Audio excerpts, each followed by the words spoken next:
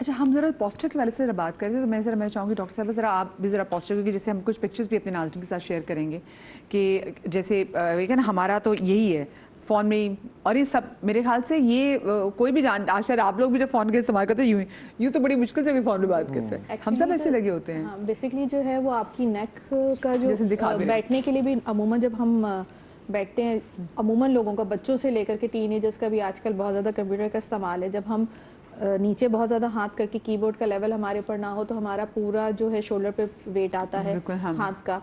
और इसके अलावा जब हम हमारी जो स्क्रीन है, अगर उसका जो अभी हम कंप्यूटर देख रहे हैं उसको अगर हम नीचे या बहुत ज़्यादा ऊपर देखेंगे तो हमारी नेक पे बहुत ज़्यादा उसका वेट आएगा। तो इसकी वजह से भी हमें ये सर्वाइकल का पेन बहुत ज़्यादा शोल्डर्स पे बहुत जाता है। बिल्कुल आपके आई लेवल पर होनी चाहिए स्क्रीन, आपकी जो है वो एल्बो के लेवल पर आपका कीबोर्ड होना चाहिए ताकि आपके शोल्डर पे पेन ना आए। क्योंकि हमारा आजकल किसी का भी कोई 15 मिनट या 10 मिनट का काम नहीं है। इवन हम लोग भी कंप्यूटर पे 6 आवर्स कंटिन्यूसली लेके बैठे होते हैं, कंटिन्यूसली हमारा काम, अगर हमें एक ओपीडी का सेटअप है हमारा तो 6 आवर्स की हमारी ओपीडी और कंटिन्यूसली हमारा कंप्यूटर का काम है। कोई भी ऑफिस वर्कर है तो वो 6 to 8 आवर्स उनका कंप्यूटर का काम है। अगर बहुत ज़्यादा काम है तो हमारी एडवाइस यही होती है कि आप एटलीस्ट 5 या 10 मिनट्स के लिए एक राउंड लगा के या थोड़ा सा अपनी नेक स्ट्रेचेस करें। अगर बहुत ज़्यादा नेक पेन है तो हम उनको एक फिगर ऑफ डब्ल्यू कहते हैं कि थोड़ी देर के लिए थोड़ी सी फिगर ऑफ डब्ल्यू बनाए ताकि ये वाले जो आपके बैक मसल्स है थोड़ा सा, ये आप बैठे बैठे थोड़ी देर के लिए कर सकते हैं। 4 या 5 दफा आप ऐसी फिगर ऑफ डब्ल्यू बनाए कि ताकि आप आपकी ये मोबाइल का इस्तेमाल है। अब आप यू कैन क्लियरली सी कि आप किस एंगल पे लेंगे और कितने डिग्री आप वैसे वो जो पुरानी वाली पिक्चर, वो जो दोबारा एंगल्स वाली जरा दूसरी भी कीजिएगा जरा, फिर मैं इसमें आप सबसे पूछना चाहूंगी कि आप इसमें से कौन से हैं डॉक्टर साहब, वैसे आप लोगों से पूछूं तो इसमें 60, 45, 30 और ये जो एंगल्स हैं ज्यादातर हम ये 60 डिग्री वाले ही हैं, है ना, हम सारे 60 डिग्री वाले ही हैं। हाँ, मासूम सी नेक है, उसमें आप ऑलमोस्ट 30 केजी का वेट डाल रहे हैं और आप सोचेगा आप 30 केजी की कोई चीज डाल के उठाएं इस गर्दन पर। ओह माय गॉड, तो कितना वेट आप अपनी गर्दन पर और कितने घंटों के लिए आप डाल रहे हैं। तो फिर दर्द ना करे बेचारी तो क्या करे। इसका मतलब है ये तो आने वाले वक्तों में, क्योंकि अभी जब से मोबाइल आए है उस वक्त से ये प्रॉब्लम इतना कॉमन हो गया है कि अब यंग जनरेशन के मेजॉरिटी बच्चे जो हैं वो नेक पेन के साथ आ रहे हैं। तो अगर इसको करेक्ट नहीं किया गया तो अगली जनरेशन तो हमारी बिल्कुल पैरालाइज हो जाएगी। डॉक्टर साहब, और माशाल्लाह से साथ में वैसे हमारे पास कराची में तो जोड़ों के दर्द हो, जैसे हम कहते हैं ना कि आप पहाड़ी इलाकों में चले जाए, वहाँ पे मैंने एक वक्त हमने शो ही किया था, तो जो सबसे ज़्यादा जो बैक की प्रॉब्लम है या तो वो कराची में, क्योंकि सड़कें तो टिप खिड़बी सड़कें यहाँ पे, और वो जो बाइक में मेरे बाइक चलाने वाले भाई हैं, वो जो बाइक पर सफ़र करने वाली ख़वातीन जो रिक्शे में, तो कोई भी आप गाड़ी में बैठे हों तो वो तो वैसे ही आपकी बैक के मोरे हिल जाते हैं। तो आप सोचें और मज़ीद कितनी चीज़ें हम ऐड करें। कॉल हमारे साथ है, ठीक है, उसके बाद मुझे वोटिको पे भी आना है। मरियम हमारे साथ है मुल्तान से। अस्सलाम वालेकुम मरियम।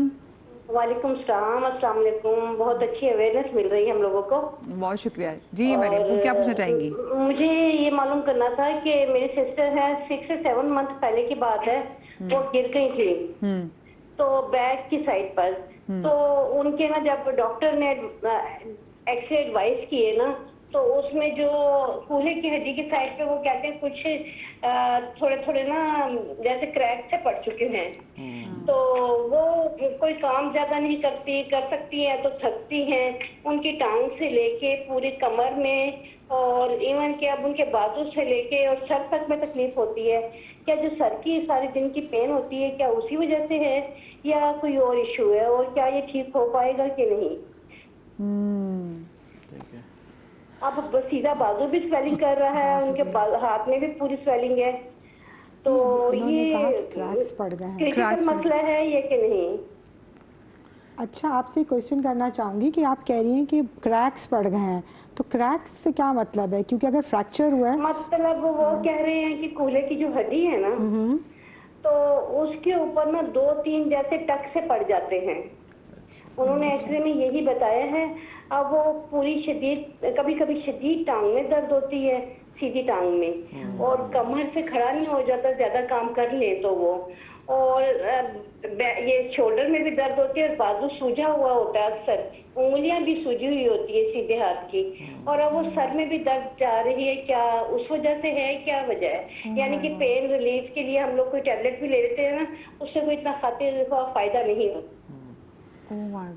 ठीक है, देखें, अगर दर्द हो रहा है और दवाइयों से भी फ़ायदा नहीं हो रहा है, इसका मतलब है कि भाई कोई मसला चल रहा है, इट्स परसिस्टेंट। हिस्ट्री भी है, गिर गई हैं, दूसरा ये है कि कमर से टांग में दर्द आ रहा है, और ठीक है, थोड़े से नॉन मेडिकल टर्म्स थे कि भाई क्रैक्स हैं, टक आ गए हैं, तो वी रियली डोंट नो लेकिन एक्सरे मोटी मोटी चीज़ें पिक करता है। शैटिका को भी ओवरऑल बिल्कुल बिल्कुल 100%। तो मैं वही कहने वाला हूँ कि अगर एक्सरे में एक चीज़ें क्लियर नहीं हो रही हैं, बेहतर है कि MRI करा के देखें। MRI में पता चले प्रॉब्लम क्या है, फिर उसको एड्रेस करें।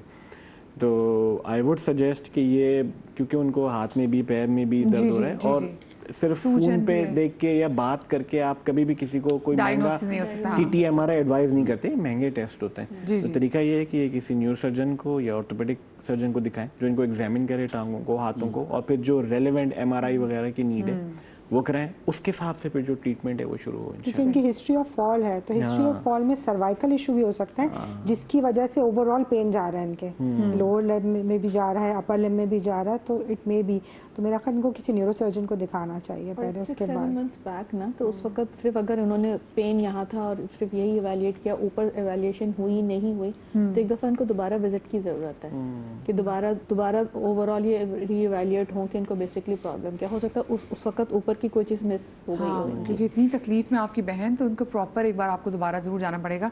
अच्छा मुझे बताइए, जो एकदम से जो चक्कर हमें आ जाते हैं, ये जो बिल्कुल सर घूमने सा लग जाता है जिसको हम वर्टिगो भी कहते हैं, ये असल में है क्या? ये वर्टिगो की प्रॉब्लम है क्या सर?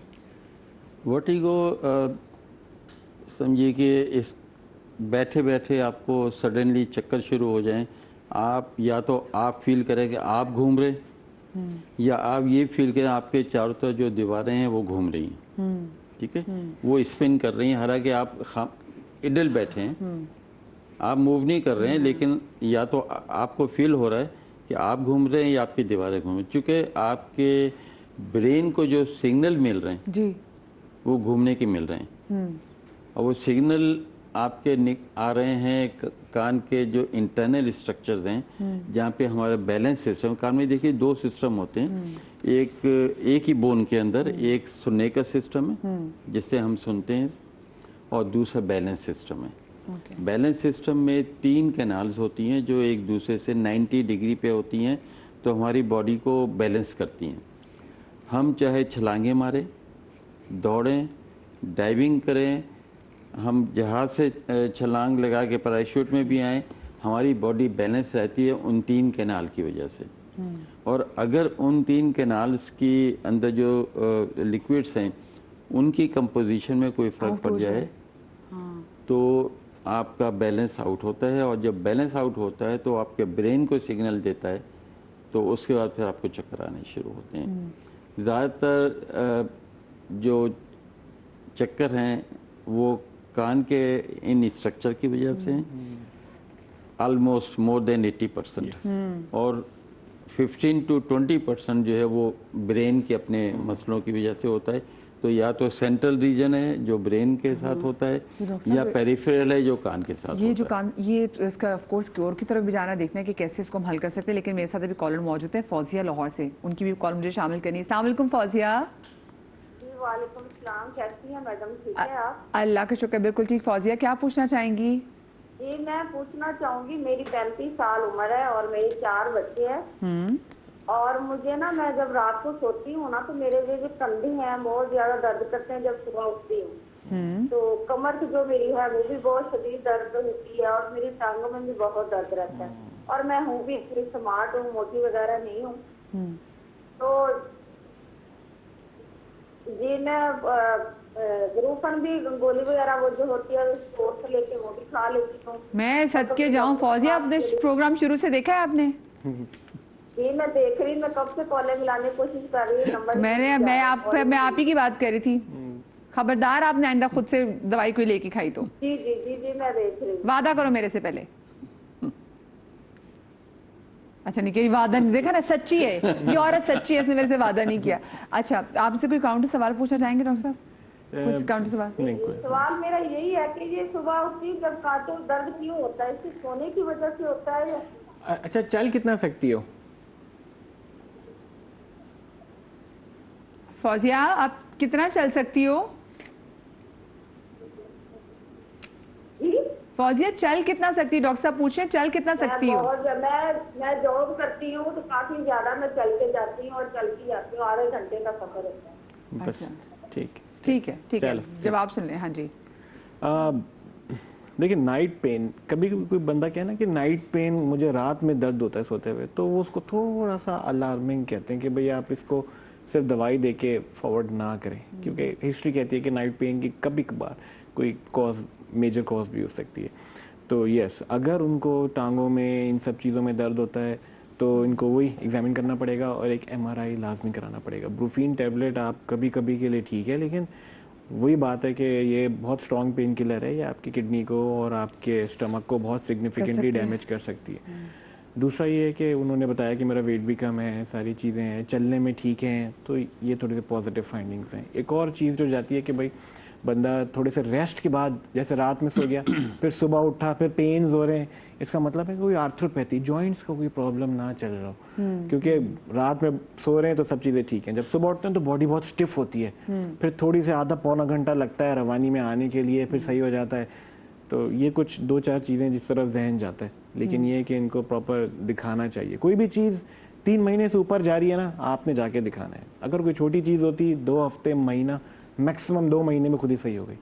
अगर कोई चीज़, कोई दर्द, कोई प्रॉब्लम आपको 3 महीने से ऊपर चल रही है, आप जाके चेक कराएं।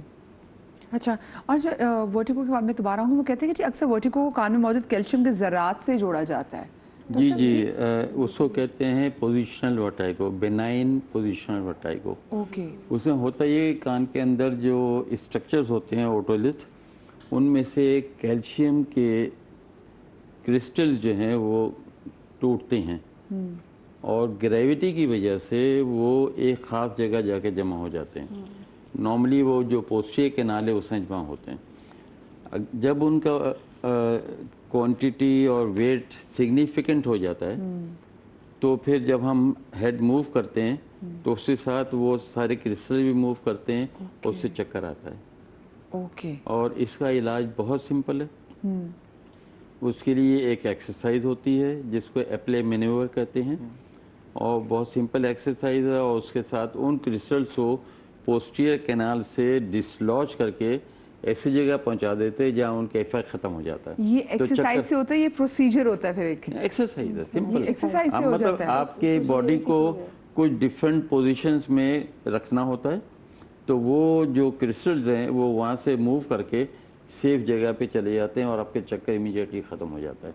ये पोजिशनल वर्टाइगो है। बेहतर होता है कि आप फिजियोथेरेपिस्ट के पास विजिट करें और ये एक्सरसाइजेस करवाएं, क्योंकि आपको अगर बता देते हैं तो आप उस तरह प्रॉपर नहीं कर पाते, लेकिन आपको जब करवाए जाते हैं तो जब आप उससे प्रैक्टिस करते हैं ये करवानी पड़ती है, काफ़ी खुद नहीं करनी फर्क पड़ता है। हमारे पास बहुत पेशेंट आते हैं, काफ़ी रिकवर भी करते हैं इसके लिए। ओके। ये कोई भी family physician, ENT specialist, physiotherapist, ये सब मतलब जिसके पास ट्रेनिंग है वो करते हैं इसको।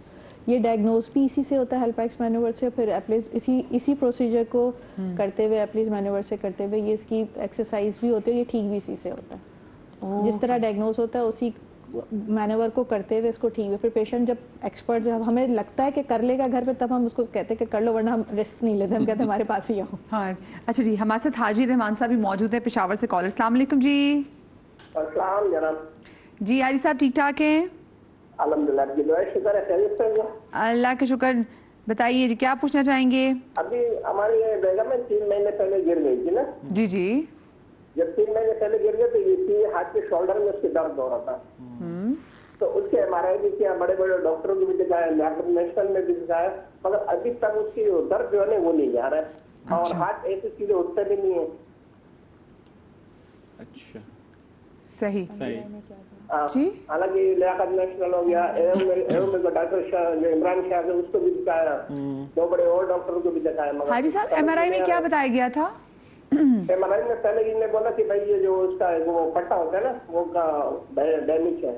उसके बाद उसने बोला कि नहीं सही है, डॉक्टर ने बोला लियाकत नेशनल में, तो सही नहीं जा रहा है। ठीक। ओके, कुछ पूछना चाहेंगे इनसे? कोई काउंटर सवाल पूछना चाहेंगे? नहीं, चलें ठीक है। हाजी साहब शो देखते रहें जी। ठीक है। हाजी साहब बता रहे हैं कि भाई बेगम को चोट लग गई थी, वो सारी चीज़ें हैं, और पेन अभी तक परसिस्टेंट है। ठीक है, 3 महीने हो गए। यस, मतलब अगर आपको कोई लोकल टेंडन, अब उनका MRI भी हो गया है, और MRI में ना वो लोकल टेंडन्स वगैरह चीज़ें वो पिक कर लेते हैं, लेकिन 2 जॉइंट्स हैं जो कि बहुत ही ज़्यादा कॉम्प्लेक्स हैं, एक नी जॉइंट और एक शोल्डर जॉइंट। ठीक है, यहाँ तक कि आप किसी जनरल फिजिशियन या आप किसी ऑर्थोपेडिक सर्जन के पास भी चले जाएं तो देख लेते हैं, लेकिन अब जो शोल्डर जॉइंट के ना डेडिकेटेड स्पेशलिस्ट आ गए, तो मैं रिकमेंड करूँगा कि आप किसी स्पोर्ट्स जो ऑर्थोपेडिक स्पेशलिस्ट्स हैं उनमें से किसी एक को दिखाएं। दूसरा ये है कि भाई अगर उसमें कोई भी टेंडन या कोई भी मसल का इंजरी है तो इट टेक्स वीक्स और मंथ्स टू रिकवर।